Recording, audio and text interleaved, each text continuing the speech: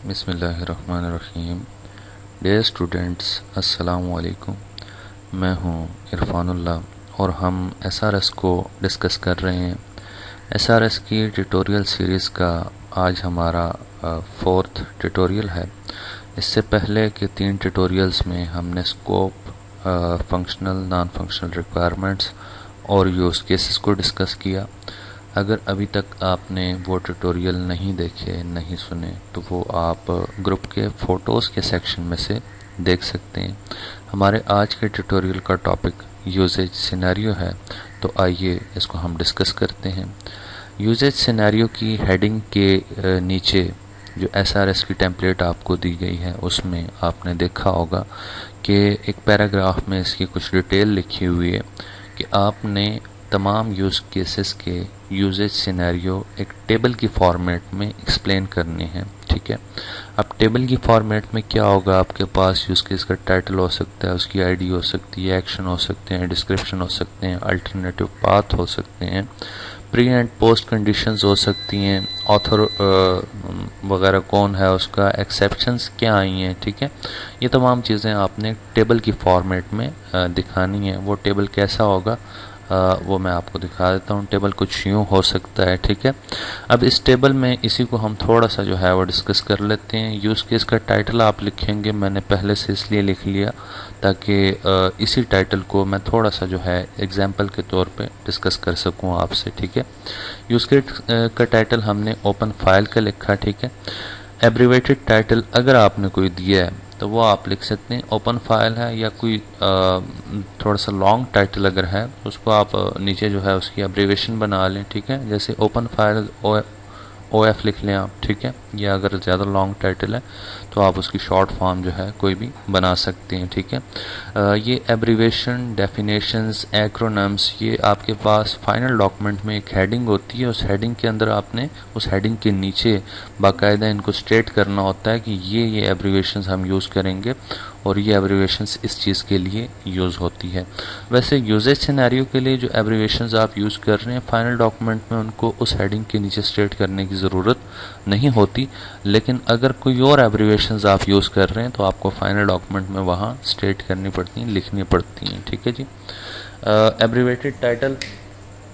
Abbreviated title जो है वो आप दे देंगे। यूज़ केस आईडी जो है वो आप लिख सकते हैं। मिसाल के तौर पर फर्स्ट यूज़ केस है और उसके बाद जो है अगर सेकंड है तो सेकंड लिख लें, और उसके बाद उसकी जो रिक्वायरमेंट आईडी है वो आप दे सकते हैं। और उसके अलावा जो है वो आप डिस्क्रिप्शन उसकी लिख सकते हैं। डिस्क्रिप्शन में क्या आएगा, डिस्क्रिप्शन में उस यूज़ केस की डिटेल आएगी।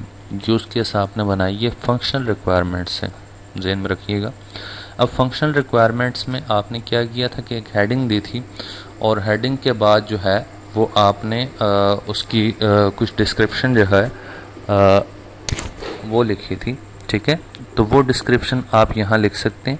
अब उसके नीचे देखें प्री कंडीशंस हैं। ठीक है, वो प्री कंडीशंस आप स्टेट कर सकते हैं कि फाइल को ओपन करने से पहले की कंडीशन क्या होनी चाहिए। ठीक है, वो फाइल एग्जिस्ट करेगी तो आप ओपन कर सकते हैं ना, अगर फाइल एग्जिस्ट करेगी आप उसको ओपन कर सकते हैं, ये इसकी प्री कंडीशन हो सकती है। ठीक है, टास्क सीक्वेंस क्या होगा, ये टास्क किस तरह चल रहा है। ठीक है, पहले आपने क्या स्टेप लिया, फिर क्या लिया, फिर क्या लिया, इस किस्म के आप इसमें लिख सकते हैं। ठीक है, या इसमें जो है ऐसा भी आ सकता है कि टास्क जब डन हुआ तो क्या हुआ क्या है एक्चुअली। ठीक है, और जब वो टास्क चल रहा होता है, रनिंग में होता है, ठीक है, जिस टाइम आप फाइल ओपन कर रहे हैं तो उस टाइम कोई एक्सेप्शन तो नहीं है। ठीक है, फाइल ओपन करते हुए आपको एक्सेप्शंस आ सकती हैं। नोटपैड की में अगर आप फाइल ओपन कर रहे हैं कोई बिट मैप, तो डेफिनेटली वो ओपन नहीं होगी।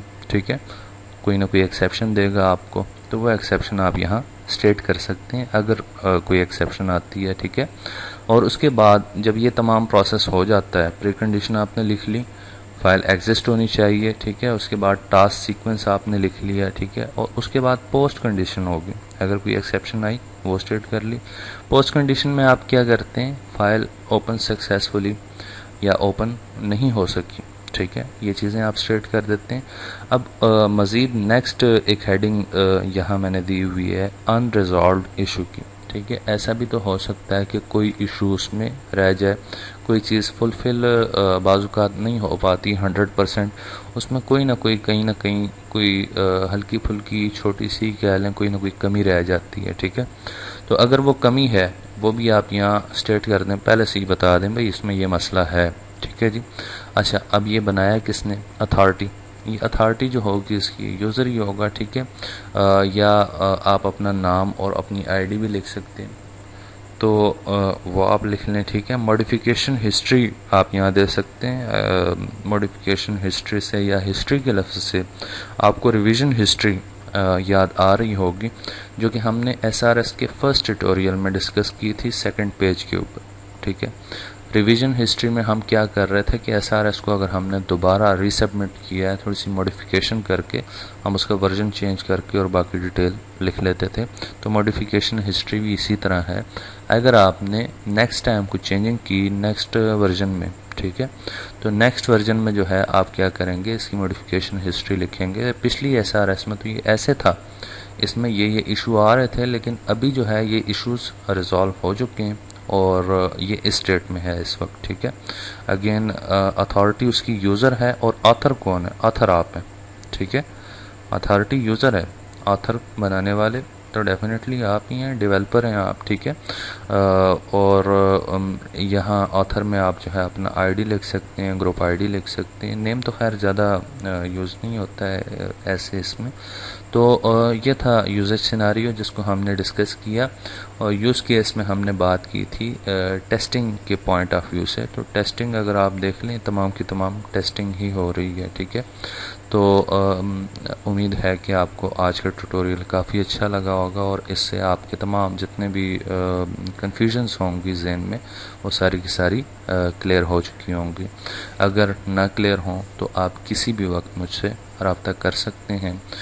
कॉन्टेक्ट्स नंबर मेरे स्क्रीन पर दिखाई दे रहे हैं, किसी भी टाइम आप कोई भी क्वेश्चन हो आप पूछ सकते हैं। ठीक है, idea help free of cost है। ठीक है, लेकिन idea help doesn't mean that के आप कहें कि जी आपके ट्यूटोरियल्स जो हैं वो तो जनरल पर्पस हैं, जनरली डिस्कस किए हुए हैं आपने। ठीक है, तो काइंडली मुझे इस प्रोजेक्ट का जो है वो स्कोप बता दें, या इस प्रोजेक्ट की फंक्शनल रिक्वायरमेंट्स बता दें, इस प्रोजेक्ट की यूज़ केस डायग्राम मुझसे नहीं बन रही, काइंडली वो बना दें मुझे, या यूजेज सिनेरियो का टेबल मुझे बना दें।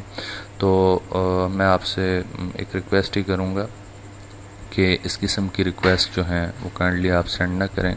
अगर आपको रेडीमेड चाहिए तो उसकी रीज़नेबल जो भी कॉस्ट है, चार्जेस जो हैं वो हम डिसाइड कर लेंगे और आपको मैं बनी बनाई रेडीमेड एसआरएस जो कि यूनिक होगी वो मैं आपको प्रोवाइड कर दूंगा। लेकिन इस किस्म की रिक्वेस्ट करना कि पहले से कोई बनी बनाई टेम्पलेट वो एसआरएस दे दें प्रीवियस सेमेस्टर की, या जो है हमें ये चीज़ बना दें, मैंने आपको एक गाइडलाइन दे दी, एक आइडिया दे दिया। आई थिंक सो कि ये इनफ है आगे जाने के लिए। अब सर्चिंग रिसर्च आपने करनी, डेवलप चूँकि आप कर रहे हैं तो रिसर्च करें, इसके ऊपर स्टडी करें। ठीक है, आपकी लर्निंग भी होगी और आपकी प्रोडक्ट जो है जो आपका प्रोजेक्ट है वो भी एक अच्छे अंदाज में डेवलप हो जाएगा। तो आज के ट्यूटोरियल में इतना ही। नेक्स्ट ट्यूटोरियल तक के लिए आपसे इजाज़त चाहते हैं। अल्लाह हाफिज़।